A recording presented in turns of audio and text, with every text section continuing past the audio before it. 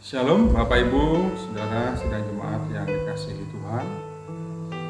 Hari ini kita memperingati Jumat Agung, hari wafatnya Yesus Kristus. Dalam peristiwa Jumat Agung, kita tidak bisa melepaskan unsur yang penting, yaitu darah Yesus. Sebab tanpa penumpahan darah, demikian firman Tuhan berkata, tidak ada pengampunan dosa. Darah Yesus menjadi hal yang sangat penting dalam kehidupan orang percaya. Pagi hari ini kita akan melihat di dalam 1 Petrus 1 ayat 17 sampai 22. Saya bacakan demikian. Dan jika kamu menyebutnya Bapa, yaitu Dia yang tanpa memandang muka menghakimi semua orang menurut perbuatannya, maka hendaklah kamu hidup dalam ketakutan selama kamu menumpang di dunia ini. Sebab kamu tahu bahwa kamu telah ditebus dari cara hidupmu yang sia-sia, yang kamu warisi dari nenek moyangmu. Itu bukan dengan barang yang fana, bukan pula dengan perak atau emas, melainkan dengan darah yang mahal, yaitu darah Kristus, yang sama seperti darah anak domba, yang tak bernoda dan tak bercacat. Ia telah dipilih sebelum dunia dijadikan, tetapi karena kamu, Ia baru menyatakan dirinya pada zaman akhir. Oleh Dialah kamu percaya kepada Allah, yang telah membangkitkan Dia dari antara orang mati, dan yang telah memuliakannya, sehingga imanmu dan pengharapanmu tertuju kepada Allah. Karena kamu telah menyucikan dirimu oleh ketaatan kepada kebenaran, sehingga kamu dapat mengamalkan kasih persaudaraan yang tulus ikhlas, hendaklah kamu sungguh-sungguh mengasihi dengan segenap hatimu.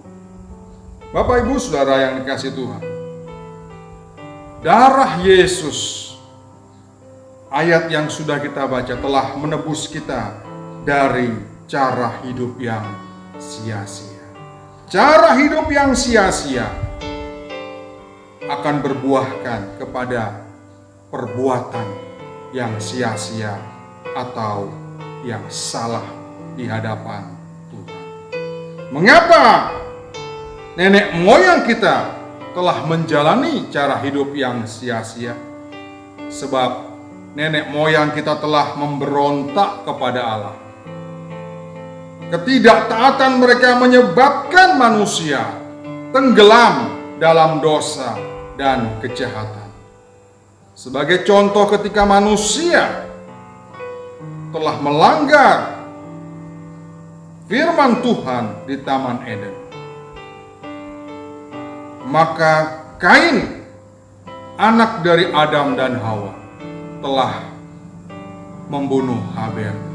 Dari ketidaktaatan kepada firman Tuhan, akhirnya cara hidup manusia bertambah jahat dengan membuat dosa yang lebih besar, yaitu pembunuhan. Dan pada akhirnya kejahatan manusia semakin hari semakin bertambah-tambah. Inilah warisan dari nenek moyang, cara hidup yang sia-sia, cara hidup yang tidak benar, cara hidup yang tidak dikehendaki oleh Tuhan yang menciptakan manusia. Kedatangan Yesus Kristus ke dalam dunia adalah untuk menggenapi dan melakukan kehendak Bapanya. Karena kasih Allah sedemikian besar kepada manusia, sehingga Yesus datang hanya untuk mencurahkan darahnya bagi keselamatan manusia. Darah merupakan syarat bagi pengampunan dosa manusia, supaya manusia beroleh pengampunan dari Tuhan. Dan cara untuk mendapatkan pengampunan dari Tuhan adalah iman. Iman merupakan respon penerimaan apa yang sudah Yesus kerjakan di atas kayu salib.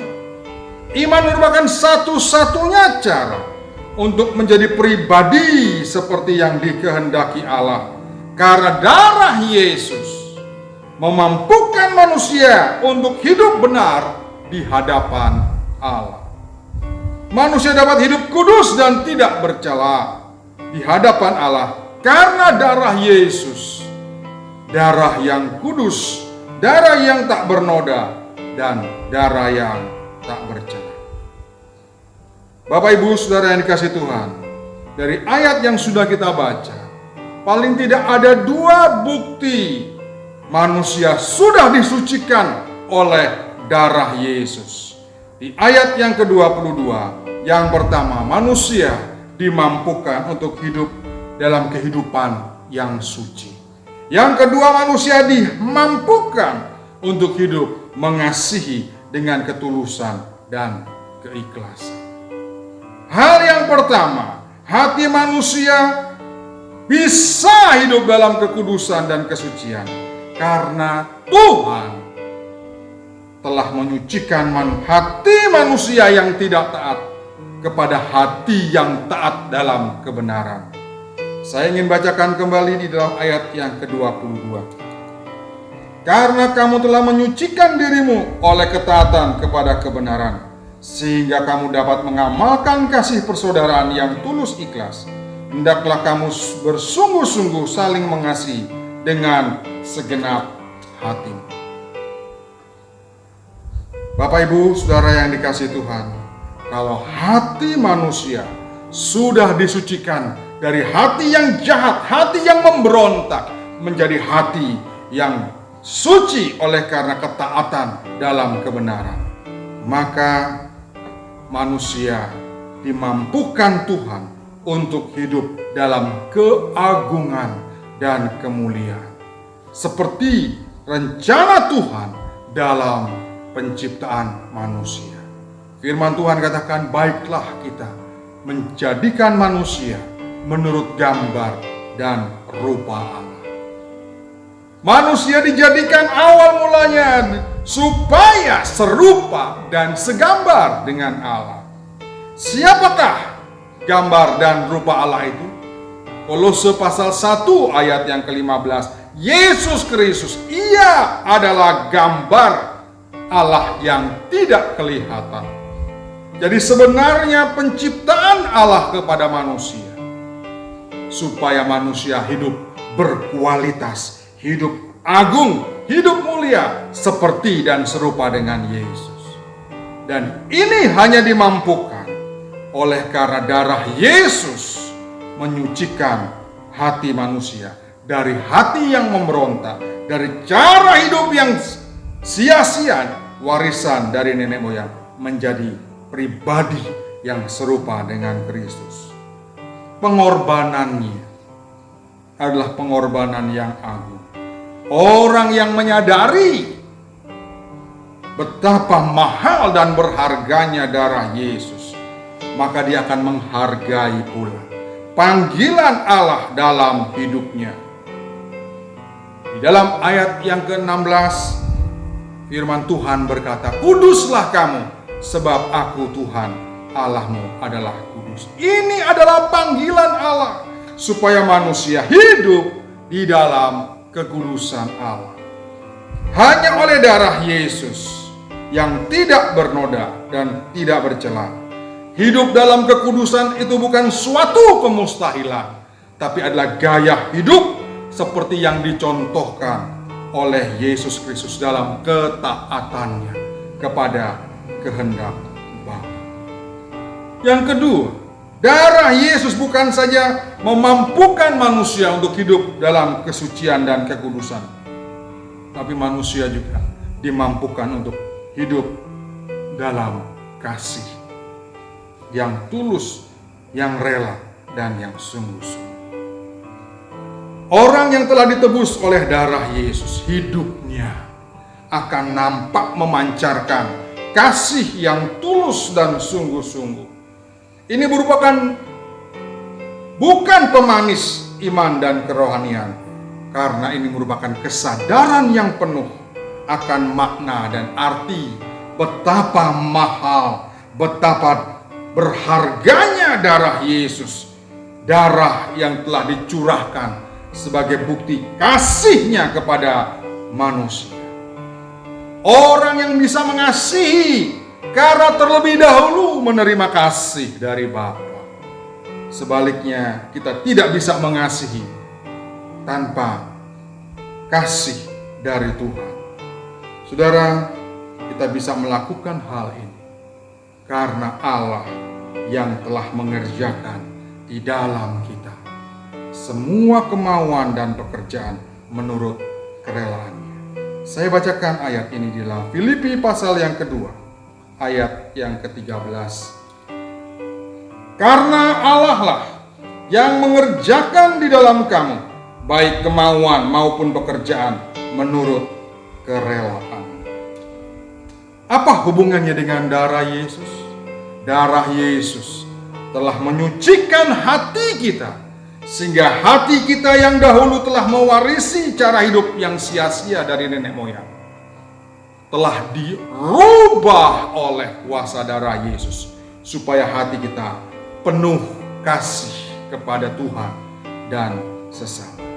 Hati yang dahulu kotor oleh kejahatan dan dosa disucikan sehingga memampukan Tuhan untuk bekerja di dalam diri kita, untuk kita bisa mengasihi, untuk kita bisa berkorban, untuk kita bisa mengampuni, untuk kita bisa melakukan hal-hal yang mulia seperti yang Yesus telah lakukan. Bapak, Ibu, Saudara yang dikasihi Tuhan, jadi karena darah Yesus kita beroleh kekuatan, kemampuan, kuasa untuk mengerjakan apa yang Tuhan kehendaki, untuk mengerjakan apa yang seperti Yesus lakukan, karena kekuatan itu bekerja di dalam kita. Yesus nyata di dalam diri kita, seperti kata Paulus, hidupku bukannya aku lagi, melainkan Kristus yang hidup di dalam aku. Ketika kita sudah mati di dalam Tuhan, maka Kristus akan nampak, dan itulah yang memampukan kita untuk bisa hidup mengasihi dengan ketulusan dan kesungguhan. Melalui peristiwa Jumat Agung ini, Bapak, Ibu, Saudara yang dikasihi Tuhan, mari kita melihat karya agung. Kita melihat karya yang mulia, yang oleh darahnya telah menebus kita dari cara hidup yang sia-sia, menjadi gaya hidup yang mulia, yang agung, yang diperagakan oleh Yesus Kristus sebagai contoh dan teladan, model manusia yang dikehendaki oleh Allah Bapa, sehingga Allah Bapa telah berkenan kepadanya. Seperti yang tertulis dalam kitab Matius, inilah anakku yang kukasihi, kepadanya lah aku berkenan. Yesus Kristus adalah model penciptaan yang seharusnya terjadi dalam diri Adam dan manusia, tetapi rusak oleh dosa. Darah Yesus memampukan kita supaya kita tidak menjalani hidup yang sia-sia seperti yang telah diwarisi oleh nenek moyang kita. Kita mampu hidup kudus. Kita mampu hidup kudus karena Tuhanlah yang memampukan. Karena darahnya telah menyucikan kita, sehingga kita dimampukan untuk Allah bekerja sepenuhnya, sehingga kita bisa mengerjakan gaya hidup seperti yang diperagakan oleh Yesus Kristus, anaknya yang kudus. Tuhan memberkati.